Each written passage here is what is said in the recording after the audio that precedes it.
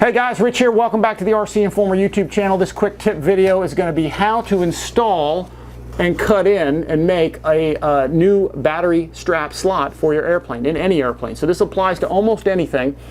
And in this particular case, I have the FMS 1100mm P-51 Miss America Racer. That is the version 2, and they made the battery area large enough to accommodate much wider batteries, as you can see. Initially, the two batteries that the battery this was intended to take was sort of a 4S, 2200 to 26 or so, and it fit between those two slots that you can see right there, and it was a really nice fit.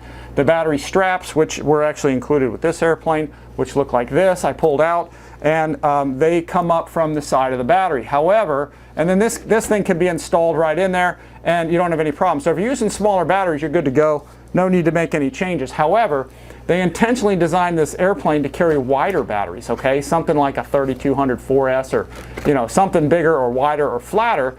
And if you're doing that, you can see the strap slots come up from underneath the battery. They're really not wide enough to accommodate a battery, so to accommodate that. So what I usually do is I'll put wider straps in there, and you can see I put one slot there, and again, pencil these in, and that's what you want to do. And this is pretty easy to do, folks. I'm going to kind of talk you through it. And all you really need to do this thing is a few tools here. You can see I have lists. I have them all right here. I have a drill, a pencil. I've got a hobby knife. I've got a 20mm metric ruler, and I've got a needle file. So the way this is going to go down simply is you're first going to mark your slots, okay, using a pencil. And what I use is I use a standard 20mm wide sort of metric ruler like this, and that's what I use for my width. You can use whatever width you want, and I'll use this to trace those pencil lines and get those in place. The next thing we're going to do is, using a drill, we're going to drill holes, okay, along here, just 1, 2, 3, 4, just all the way down the length of that. The next step, in a nutshell, is to take a hobby knife, and we're going to just cut and join all of those holes that we just cut, sort of connect the dots kind of thing. Then we're going to take our metric ruler, okay, with some sandpaper on it, and we're going to go down into that slot that we just made and sand it smooth. And we could sand both edges of it, and then taking a needle file, one preferably that has a sort of a square profile, as you can see here, and to make a sort of a real nice finished look to this thing, we can use it to sort of square off those slots and make it look factory, and you have a nice finished slot. So, and that's really essentially the way you do it. It's pretty simple, pretty straightforward. So what we're going to do is I'm going to show you what cutting one of these looks like, starting with the drill, then we'll get into the knife, and then we'll get into the sanding, and you'll see how nicely this turns out.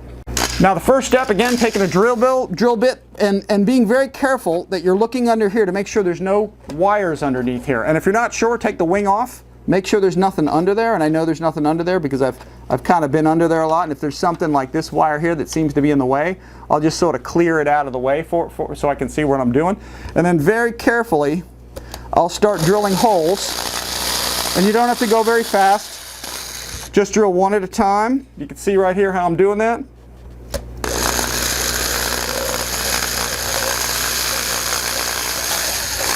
Don't drill very fast, because obviously you don't want to drill a hole all the way through the airplane. If you get too close, sometimes it'll fall off the shelf there. Keep in mind, folks, this is way easier to do when I'm not filming it for everybody. So it tends to be a little rougher when I'm doing it like this, but anyway, you guys will get the gist of this when I get this done. So now that we're done just about drilling those slots, and I usually do a better job, again, when I'm not doing this on the camera. Now we're going to get the knife and connect the dots.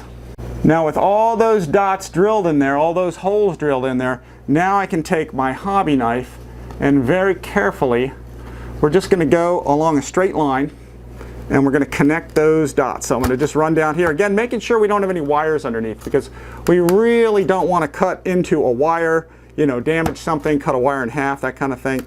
But once we do this, we'll go against the wall as well, and very carefully we'll just cut these out. When we get to the corners here, as you can see, what I'm going to do is I'm going to take my hobby knife, turn it at a 90-degree angle, just like this. And I'm going to take this and I'm going to cut it just straight down. and that'll go right through the plywood, because it cuts through plywood, this light stuff, real easy. It's actually not a light plywood, but it's sort of an intermediate regular plywood, and it's not a real dense or a real thick plywood or whatever. So you can see how easy this thing is to actually cut through, and you can use your hobby knife, as you can see here, to square these off. Again, usually I do a cleaner job when I'm not doing this on the camera for everybody. And if you have to, you can just widen it up, smooth it out sort of here along the edges as best you can.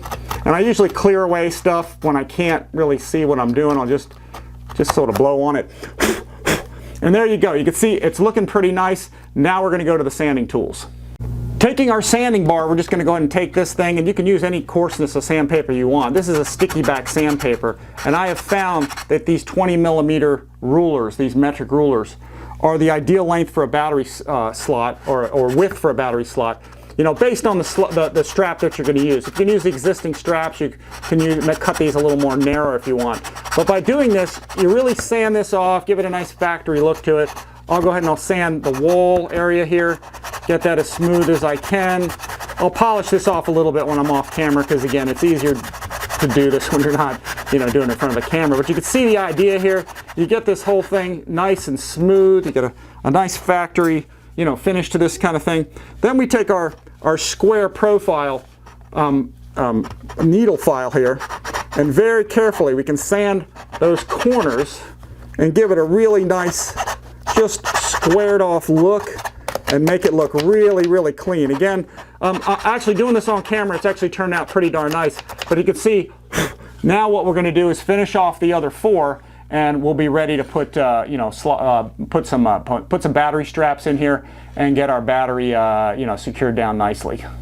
You can see here with all four slots cut, you can see we now have a really nice finished product. I will usually use my 20mm wide metric ruler, which is pretty standard. I'll use that as a guide, okay, to make sure that I got the width correctly, just kind of looking there. But you can see just by drilling holes, penciling these off, drilling some holes using your hobby knife, using some sandpaper on a ruler or something, and using a needle file, you can get some real nice battery slots in here, so you can accommodate, again, a really nice wide battery in here. Now I'll pass this on to the factory. They're going to see this. Sometimes they miss some of these items. Again, you can run a 2200 pack in here or a narrower pack in here without any problem. You may even be able to go vertical. Well, not with some batteries.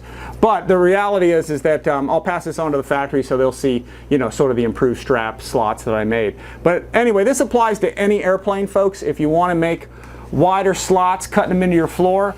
Two things that are most important: make sure you're not cutting your wires underneath. If you have to, take the wing off, and that'll give you more visibility, and it'll get all the wires out of the way.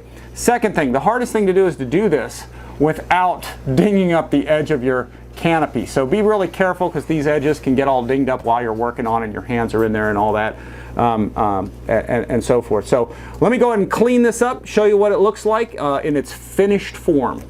One last tip I have prior to putting our shelf liner down in there, or our Velcro, and then putting our straps in place, is to actually strengthen the slots, the holes, by soaking them with some CA, some thin, super thin, liquidy glue, and that's going to really strengthen them. Now in an airplane like this, notice I took the wing off because I just wanted to show you guys and get into the camera a little closer so y'all could see this.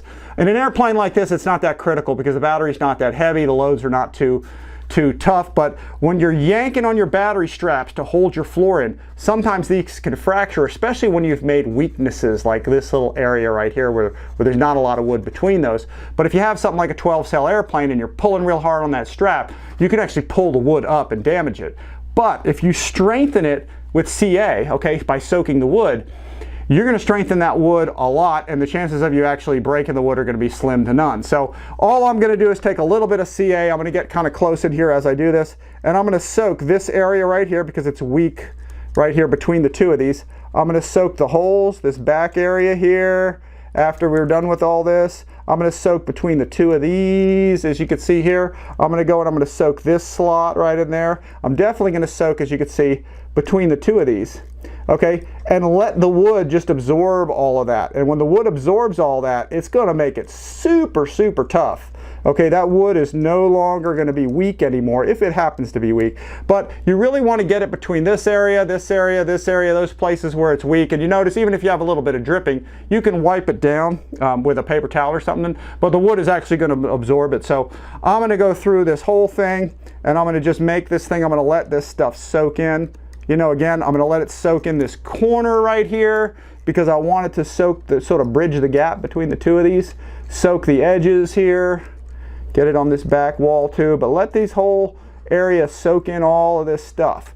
I'm going to go all the way down here, soak this here, soak this here. And you can see it only takes a few minutes, but getting the glue into those little areas right there, okay, are going to make this wood super, super tough. Once again, guys, for a small plane like this, not a big deal, but if you have some big heavy batteries and you're going to be pulling hard on those straps, sometimes you can pull that wood floor up, and using glue like this is going to make that wood super, super tough. From here, you can finish up the battery floor however you like. You can put your Velcro back down if you'd like to. I typically use, what you guys know, I use double-sided Scotch tape on a little piece of shelf liner, and what I'll do is I'll just secure that right down in there. This I pre-cut and just sort of pre-measured, and I'll run it right up to the edge of the battery slot areas. In fact, I'll run it, I made this one a little narrower, so I'll very carefully just sort of put that down, make sure that it's all, you know, kind of tacked down in place. Just have to push on it on my fingers. Now there is a hole, okay, in the middle of this, all right? It's not, you know, it's sort of a hollowed out or a big lightning hole sort of right in the middle of this thing. And I usually like to keep that open if I can, because that does kind of help cool the battery a bit, you know. So I make sure that that's down, especially around the edges of the hole here. You guys have seen me do this a bunch of times. And again, you got to be careful not to cut what's underneath. So again, taking the wing off is not a bad idea, but I'm not going to go too deep into it. And using a hobby knife, in particular, a new one that is really, really pretty sharp, careful not to cut your fingers, and just run right along the edge of this. I'm not going to go too deep with this, but you can see how quick this is. I'm just using the wood underneath as a guide for this, okay? And again, you want to be careful that you're not cutting too deep and going into your wires. Now, I looked ahead of time to see where everything was, and you can see pretty much everything's out of the way. You can see some wires there, but again, you don't want to go too far down in there. And again, if you're not sure, you know, just remove your electronics, or if you have to, just take the wing off, okay, and get that stuff out of the way if you think you're going to cut into something. Again, I'll kind of open this up and check. You can see I got my speed controller right down there, so again, you want to be careful not to go into that. And I've done this enough times that I usually get a pretty good job out of it. And again, I'm not going deep at all. I'm just going right along the edge of that wood. And there we go. And that's how it looks like when it comes out. Now I have a real nice professional looking battery floor. I got my shelf liner in there to grip my battery and hold it down. And we got strap slots that are wide enough to accommodate a really big battery. After inserting a battery strap in there, you can see you now have a nice wide area to put a nice wide battery in.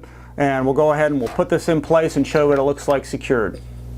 Here's the finished product, folks, with the battery secured in place. You can see lots of room on both sides. You can use whatever strap you want. I just chose to go with the buckled strap that I kind of made. The existing straps work perfectly fine, whether you're going to use Velcro or kind of the shelf liner like I used in there.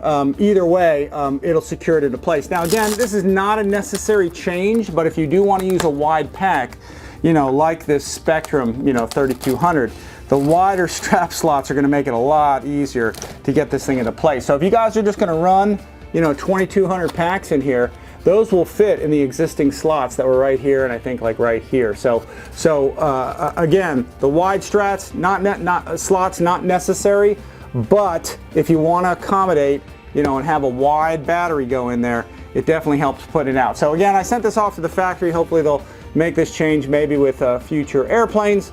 But in either case, that's how you do it, folks. Use Velcro, use my shelf liner technique, whatever works well for you, but I found this works really well. So I hope you guys like this video. I'll also put links to the FMS Racer videos, flying this on 2200 all the way up to 4,000 packs. So when I get into doing things like this with airplanes and I make changes like this, I get to my, or upgrades, I say, hey, let me make a video just to show everybody kind of how to do this. So anyway, I hope you guys liked the video. Appreciate y'all watching. Please like and subscribe to the channel. Hit the notification bell. I'll put links for the Mustangs in the description below. You guys can know, so you guys know where to get these from. So appreciate you guys watching. Hope this helps out. We'll see y'all next time.